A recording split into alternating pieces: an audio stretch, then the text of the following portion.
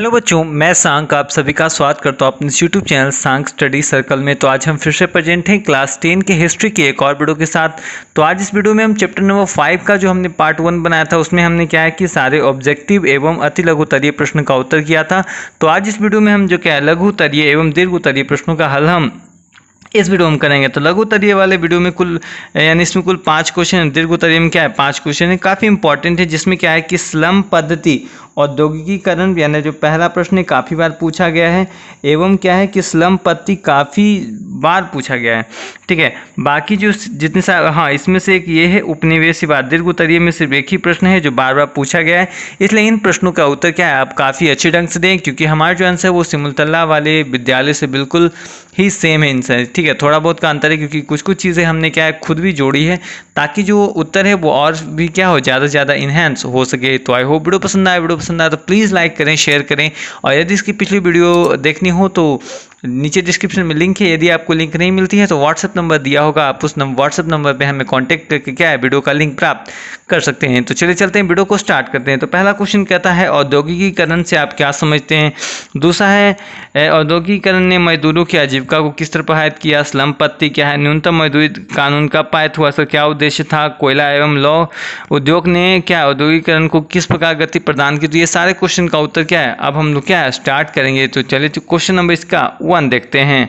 चलिए पहला प्रश्न है हमारा औद्योगिकीकरण से आप क्या समझते हैं, 60 शब्दों में उत्तर देना है। तो हमने लिखा है कि राष्ट्रीय अर्थव्यवस्था को क्या है सुदृढ़ यानी मजबूत करने के लिए क्या है कृषि क्षेत्र में एवं उद्योग जगत में नई नई क्या हुआ मशीनों को स्थापित करने तथा कल कारखाने स्थापित करने को क्या कहते हैं करना औद्योगिकीकरण कहलाता है। और इसके कारण क्या हुआ कि मनुष्य के आर्थिक एवं सामाजिक जीवन में हुए परिवर्तन को क्या है औद्योगिक क्रांति कहते हैं। जैसे नील क्रांति आया तो नील में हुआ, श्वेत क्रांति दूध में हुआ, हरित क्रांति क्या है फसलों में किया गया। तो इस प्रकार क्या है कि बहुत सारे क्रांति आए जिसमें औद्योगिक क्रांति क्या है जिसमें क्या है कल कारखाने बने यानी कुटीर उद्योग उसमें खत्म हो गए और सारी जो है बड़ी बड़ी फैक्ट्रियों ने क्या उस जगह पर क्या स्थान ले लिया, जिसमें एक कम समय में क्या काफ़ी ज़्यादा मजदूर एक साथ क्या है काम कर सकते हैं, काम काफ़ी तेज़ी से होता है। ठीक है, तो इसको औद्योगिकीकरण कहते हैं। एवं क्या इसके द्वारा जो मानव के जीवन में जो परिवर्तन है उसको हम क्या औद्योगिक क्रांति कहते हैं। चलिए नेक्स्ट क्वेश्चन हमारा कहता है कि औद्योगिकीकरण ने मजदूरों की आजीविका को किस तरह प्रभावित किया। तो लिखा हमने कि साधारणतः क्या है औद्योगिकीकरण ऐसी प्रक्रिया है जिसमें उत्पादन मशीनों द्वारा कारखानों में होता है, जिससे क्या है मजदूरों की आजीविका पर बुरा प्रभाव पड़ने लगता है, क्योंकि मशीनों को संचालित करने के लिए कम संख्या में एवं विशेष मजदूरों की आवश्यकता होती है। अब सोच के देखिए कि कंपनियों में तो क्या पहले क्या होता था कि चरखा चलाना होता था तो बहुत सारे आदमी चाहिए क्योंकि कम समय में ज़्यादा माल तैयार करना था। फैक्ट्री में आजकल क्या है सारा काम मशीनें करती है और मशीन को चलाने के लिए क्या कुशल कारीगर जो होते हैं, ऐसे किसी व्यक्ति को तो रख नहीं लेगा, तो कुशल कारीगर चाहे जो उस मशीन को क्या हैंडल कर सके। और आजकल क्या है कि आप देखते हैं कि कोई मजदूर इतना गांव का मजदूर होता है शिक्षित इतना नहीं होता है कि वो मजदूरों को क्या है यानी वो जो उस काम को बहुत अच्छे ढंग से लेवल पर कर पाता है। ठीक है, तो ये था हमारा क्वेश्चन नंबर 2। चलिए क्वेश्चन नंबर 3 हमारा कहता है कि स्लम पद्धति की शुरुआत कैसे हुई। स्लम पद्धति की बात करें तो लिखा हमने कि औद्योगिकीकरण के फलस्वरूप क्या हुआ जब मिल मालिकों द्वारा क्या हुआ मजदूरों का शोषण होने लगा तो उनकी स्थिति क्या है काफ़ी ज़्यादा दयनीय हो गई, जिससे वे सुविधाहीन घरों में रहने लगे। क्यों बात हो गई जिसे स्लम पद्धति। आज भी अगर आप क्या है कि जाते हैं मुंबई तो बांद्रा वगैरह के आसपास जाएं तो वहाँ बहुत सा झुग्गी झोपड़ी देखने को मिलती है। तो वैसे लोग जो क्या है कि कंपनी में काम करते हैं उनको रहने के लिए क्या कंपनी के द्वारा बहुत सारे पैसे तो मिलते नहीं है, पेमेंट भी काफ़ी कम होता है, तो उन लोगों को क्या रोजी रोजगार चलाने के लिए वे क्या वहीं पर तंबू वगैरह गाड़ के रहते हैं। वैसे कई सारे इलाके हैं जहाँ पर फैक्ट्री है, जैसे टाटा चल जाए, जमशेदपुर, बोकारो, ये सारे जगहों पर भी आजकल क्या आपको मजदूर बिल्कुल वैसे ही हालत में देखने को मिलते हैं। तो उसी को हम लोग क्या है स्लम पद्धति कहते हैं और इस जगह को हम लोग स्लम एरिया कहते हैं। जैसे अगर आप चले जाए दिल्ली तो बांद्रा में जाएगा तो उसको क्या है स्लम पट्टी या झुगड़ी झोपड़ी जिसको कि हम आम भाषा में कह सकते हैं, तो वही उसको क्या है कहा जाता है। तो आइए हम लोग देखते हैं इसी का क्वेश्चन नंबर 4। चलिए इसी का क्वेश्चन नंबर 4 कहता है कि न्यूनतम मजदूरी कानून कब पारित हुआ, इसके क्या उद्देश्य थे। ठीक है, कहता है न्यूनतम मजदूरी कानून जो है 1948 में यानी आज़ादी के बाद पारित हुआ, जिसके द्वारा कुछ उद्योगों में मजदूरी की दरें निश्चित की गई और कहा गया कि मजदूरी ऐसी होनी चाहिए जिससे मजदूर केवल अपना ही गुजारा न कर सके बल्कि इससे कुछ और अधिक हो ताकि वह अपनी कुशलता को भी क्या है बनाए रख सके। यानी बहुत से मजदूर आपको ऐसे देखने को मिलेंगे जो पढ़ाई के के साथ साथ क्या है मजदूरी कर रहे हैं, तब उनको क्या है कि अगर कम पैसे मिलेंगे तो ना वो अपनी पढ़ाई ढंग से कर पाएंगे, ना वो क्या मजदूरी ढंग से कर पाएंगे, क्योंकि उनको क्या अपना परिवार भी चलाना होता है। इसलिए क्या है 1948 में आज़ादी के बाद क्या है कि कुछ ऐसे कानून बनाए गए ताकि क्या है मजदूरों को क्या है यानी रोजगार भी मिल जाए और साथ में साथ क्या है कुछ मतलब पैसे इतने मिले ताकि वे क्या अपना एक्स्ट्रा जो कैरिकुलम है वो क्या है वो जारी रख सके, ताकि उसको और तब ना वो अगर बाई चांस पढ़ लिख के उसी कंपनी में आना है तो अगर अच्छे पढ़ेंगे तो क्या उस मशीन को क्या अच्छे ढंग से चला पाएंगे। तो ये था हमारा क्वेश्चन नंबर 4 का उत्तर। चलिए चलते हैं क्वेश्चन नंबर इसी के 5 में यानी लघु उत्तरीय के लास्ट क्वेश्चन में। तो वीडियो पसंद आ रहा है तो प्लीज़ लाइक करें, शेयर करें, नया तो प्लीज़ सब्सक्राइब करना बिल्कुल ना भूलें। चल लघु उत्तरीय का लास्ट क्वेश्चन क्वेश्चन 5 कहता है कि कोयला एवं लौह उद्योग ने क्या औद्योगिकरण को किस प्रकार गति दी। तो हमने लिखा है कि कोयला एवं लौह दोनों ने क्या है औद्योगिकरण प्रक्रिया की रीढ़ मानी जाती है। एवं कोयला एवं क्या है लोहा को क्या है किसी भी कंपनी क्या है रीढ़ माना जाता है, क्योंकि कोयला ईंधन की जरूरत को पूरा करता है और लोहा जो है मशीनों के निर्माण में काम आता है। और भी कारखाना जो है बिना ईंधन के तो चल नहीं, ईंधन और मशीन के तो चलेगा नहीं, क्योंकि वहाँ क्या है चलाने के लिए ईंधन चाहिए और जो चीज़ चलेगा वो मशीन, तो मशीन के लिए क्या चाहिए लोहा चाहिए। तो इसी कारण क्या है कि कोयला एवं लौह उद्योग ने क्या किया औद्योगिकरण में क्या गति ला देगा। ऐसा नहीं होता तो क्या है बहुत सारा दिक्कत हो जाता। आज जो क्या हम लोग देखते हैं चरखा आजकल गांव में जाए तो किसी बच्चे से पूछे चरखा कभी देखा है बाबू, तो वो भी बोलेगा हमने चरखा नहीं देखा है, सिर्फ सुना है उन्होंने, क्योंकि क्या है कि वो लकड़ी का बना होता था। ठीक है, जैसे जैसे क्या है कि मशीनें आती गई वैसे वैसे क्या है जो पुरानी जो चीज़ें थी वो सारी क्या हुई खत्म हो गई। और क्या है कि चरखा पे एक समय में क्या है एक कपड़े को बनाने में 2-3 दिन टाइम लगता था। अब आज मशीन है झटफट एक घंटे में लगभग 100 कपड़े आराम से क्या होते हैं सिल जाते हैं। जिस प्रकार क्या है कि मशीन आने के बाद क्या औद्योगिक क्रांति आई, तो मशीन बनाने के लिए क्या चाहिए था वो लोहा। उस मशीन को चाहे कि ईंधन चाहिए, तो पहले ईंधन के लिए पेट्रोल डीजल का उपयोग नहीं होता था, बल्कि उस समय क्या है और आज भी बहुत सारी जगह तो कोयले का उपयोग होता है। तो इस प्रकार क्या है कि कोयला एवं लौह उद्योग ने क्या किया यानी औद्योगिकरण को क्या है गति प्रदान की थी। ये था हमारा लघु उत्तरीय का सारे प्रश्न का उत्तर। आइए हम लोग देखे हैं दीर्घ उत्तरीय प्रश्न की उत्तर की ओर। चलिए दीर्घ उत्तरीय प्रश्न कहता है कि औद्योगिकरण के कारण को लिखिए। अभी हमने औद्योगिकरण पढ़ा, उसके कारण को लिखना है। तो हमने देखिए पॉइंट वाइज लिखा है।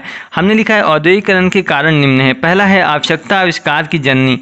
ठीक है, आवश्यकता आविष्कार की जननी हमने ये टाइटल दिया है। अब इस टाइटल के बारे में हमने लिखा है कि नई नई आवश्यकताओं की पूर्ति के लिए क्या हुआ तत्कालीन समय उद्योगों का क्या हुआ विकास प्रारंभ हुआ। दूसरा है हमने टॉपिक दिया है नए नए मशीनों का आविष्कार। क्या है 18वीं शताब्दी के उत्तरार्ध में ब्रिटेन में क्या हुआ नए नए यंत्रों एवं मशीनों के आविष्कार ने उद्योग जगत में क्या ऐसी क्रांति का सूत्रपात किया जिससे क्या हुआ औद्योगिकरण जगत एवं उपनिवेशवाद दोनों का क्या है मशीन बन गया।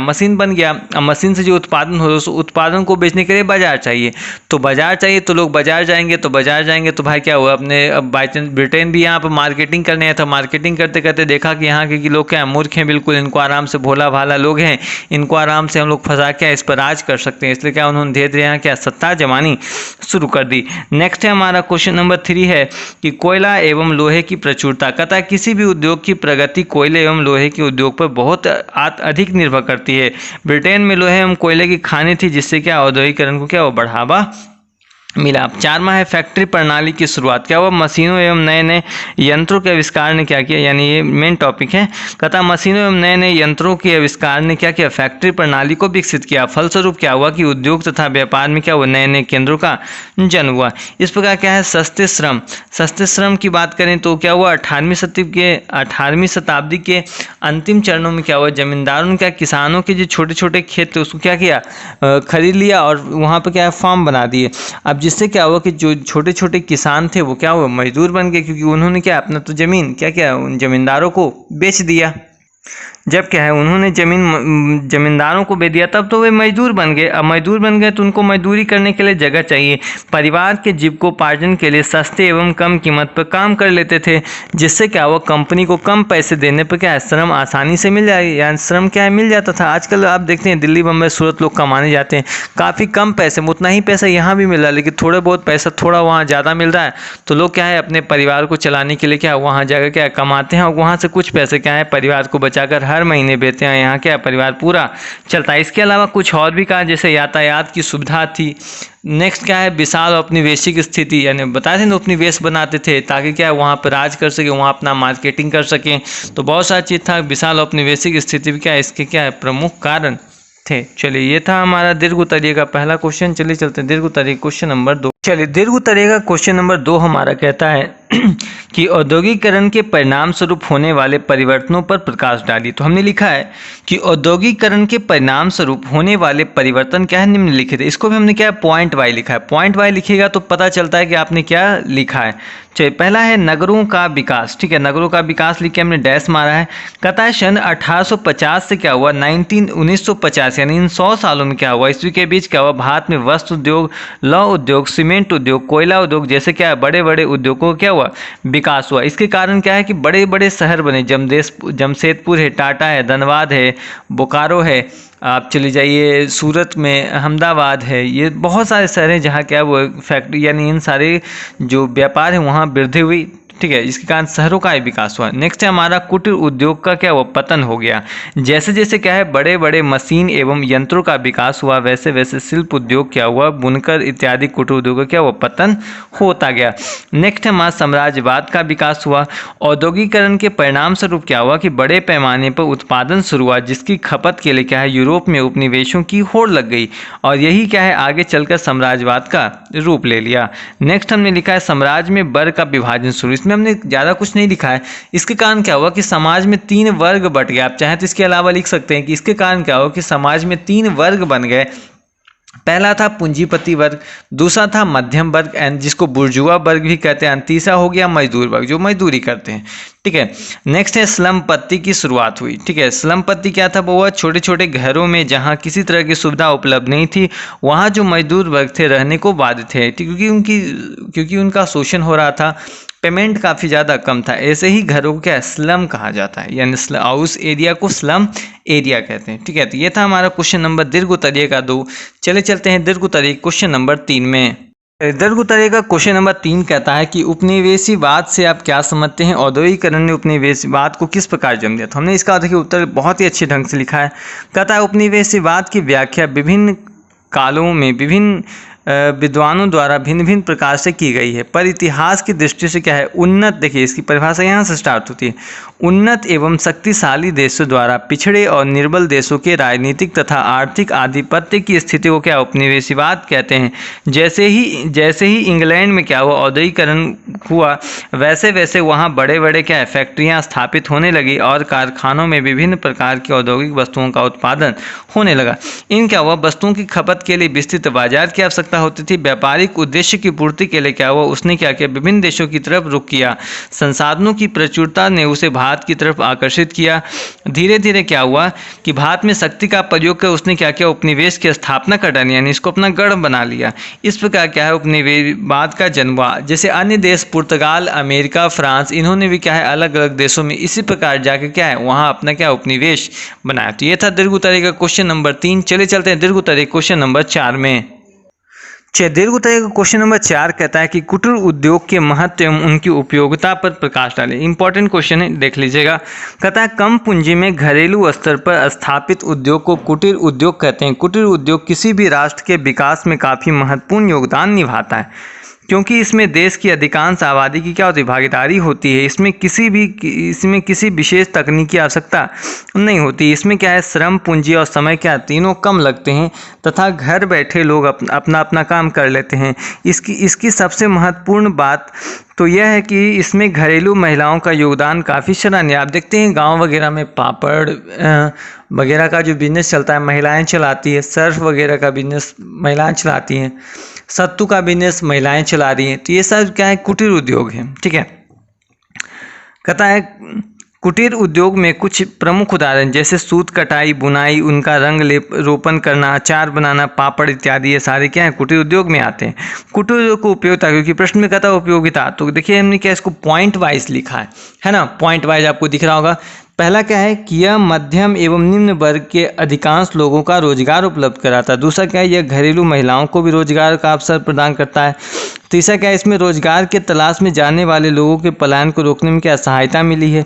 चौथा क्या है यह सामाजिक आर्थिक प्रगति व संतुलित क्षेत्रवाद विकास के लिए क्या है शक्तिशाली औजार का कार्य करता है। और लास्ट है हमारे यह कौशल में वृद्धि, उद्यमता में वृद्धि तथा उपयुक्त तकनीक का बेहतर क्या है प्रयोग क्या है यहाँ मुमकिन है। अगर क्या कम भी मशीन है लेकिन क्या है बेहतर बेहतर जो है क्या क्वालिटी का जो सारा चीज़ है यहाँ पर क्या है बनाया जा सकता है। तो इसलिए कहा था कि सभी चीज़ों के लिए इंजीनियरिंग की आवश्यकता नहीं होती, कुछ उद्योग क्या है कि अपने सामर्थ्य के दम पर भी क्या चलाए जा सकते हैं। तो यह था हमारा दीर्घ उत्तरीय का क्वेश्चन नंबर 4। चलिए चलते हैं दीर्घ उत्तरीय के लास्ट क्वेश्चन की ओर। चलिए दीर्घ उत्तरीय का लास्ट क्वेश्चन कहता है कि औद्योगिकरण ने सिर्फ आर्थिक ढांचे को ही प्रभावित नहीं किया बल्कि राजनीतिक परिवर्तन को भी मार्ग प्रशस्त किया। कैसे? इसका उत्तर हमने लिखा है कि औद्योगिकरण ने क्या किया, आर्थिक ढांचे को तो परिवर्तित किया ही बल्कि राजनीतिक परिवर्तन का भी मार्ग क्या प्रशस्त किया। क्योंकि क्या हुआ, औद्योगिक क्रांति के फलस्वरूप कुलीनता का गौरव क्या हुआ, समाप्त हो गया। श्रमजीवियों को जमींदारों के शोषण से मुक्ति मिली। नए नए उद्योग केंद्रों में उसकी स्थिति पहले से अच्छी हो गई और उनकी आय में भी बढ़ोतरी हुई, उनके जीवन स्तर में क्या परिवर्तन हो गया। शहरों में ऊंच नीच का भेदभाव नहीं रहा। इस तरह क्या हुआ, व्यक्ति का महत्व बढ़ गया और लोगों में क्या व्यक्तिगत स्वतंत्रता भी बढ़ गया। आप देखते हैं आज फैक्ट्री वगैरह में कोई ये नहीं पूछने जाएगा कि आप हिंदू हैं, मुस्लिम हैं, किस जाति से या किस कास्ट से बिलोंग करते हैं, वहाँ पे ये नहीं पूछता, बस आपके काम को महत्व दिया जाता। कहता है मिल मालिकों मजदूरों की क्या शोषण के द्वारा अपनी पूंजी बढ़ा रहे थे, अतः मजदूर अपनी संगठन तथा ट्रेड यूनियन बनाकर क्या और हड़ताल करके वे मिल मालिकों को अपनी मांग क्या पूरी करने के लिए क्या विवश करने लगे। इससे क्या हुआ, लोगों में नेतृत्व की क्षमता का भी क्या हुआ विकास हुआ। आगे चल के यही क्या है देश में क्या है आजकल आप देख सकते हैं कि बहुत सारे जो पदों पर जो नेता बैठे हुए वो क्या है काफ़ी नीचे वर्ग से आते हैं। ठीक है, कहता है कि औद्योगिक क्रांति के कारण क्या हुआ कि समाज में पूंजीवाद का विकास हुआ। फलतः क्या हुआ, समाज में पूंजीपति वर्ग का प्रादुर्भाव हुआ। पूंजीपतियों ने क्या किया, शासन और राजनीति को प्रभावित किया। पूंजीपति से ही साम्राज्यवाद का जन्म हुआ। यूरोपीय राष्ट्रों के द्वारा क्या एशिया, अफ्रीका, अमेरिका के महादेशों में उपनिवेश स्थापित किया। यूरोपीय देशों में ही नहीं बल्कि सारे विश्व में साम्राज्यवादी होड़ के कारण क्या हुआ, शांति एवं संघर्ष का वातावरण उत्पन्न हो गया। प्रथम एवं द्वितीय विश्व युद्ध इसी व्यवस्था अभिशाप था जिसने विश्व की राजनीति को काफी प्रभावित किया। आप देख सकते हैं कि जो प्रथम विश्व यानी दूसरा विश्व युद्ध जो हुआ उसमें क्या उसका मुख्य कारण क्या था, क्या उपनिवेशों की होड़, यानी वो कहता था वो मेरा उपनिवेश ही, वो कहता था वो, यानी लोग क्या है कि जहाँ बिजनेस, इसी कारण क्या है बहुत सारी जगह लड़ाई हुई और फलतः हमारे देश को 1947 में क्या आज़ादी मिली। उस पर क्या है बहुत सारे देश ने क्या है बहुत संघर्ष लड़ा, तब जाकर क्या उनको आज़ादी मिली और उपनिवेशवाद से क्या है लोगों को छुटकारा मिला। तो ये था हमारा दीर्घ उत्तरीय के 5 प्रश्नों का उत्तर। इस प्रकार क्या है कि आपका जो चैप्टर नंबर 5 है वो समाप्त हो गया। यदि आपको इसकी PDF चाहिए तो डिस्क्रिप्शन में लिंक दी गई है या आप टेलीग्राम पर जाकर सर्च कर सकते हैं शशांक स्टडी सर्कल क्लास 10। वहाँ पर आपको हमारी जितनी भी सब्जेक्ट हम पढ़ाया जाता है वो मैथ्स हो, संस्कृत हो, SST हो, हिंदी हो, साइंस हो, सारी की PDF आपको क्या आंसर की PDF मिल जाएगी। तो वहाँ से जाकर क्या आप उसे डाउनलोड कर अपना उत्तर क्या है बना सकते हैं। तो आई होप वीडियो पसंद आए, वीडियो पसंद आए तो प्लीज़ लाइक करें, शेयर करें। तो मिलते हैं नेक्स्ट वीडियो में, तब तक के लिए धन्यवाद। और इस वीडियो का टारगेट है 100 लाइक्स, तो प्लीज़ उसे पूरा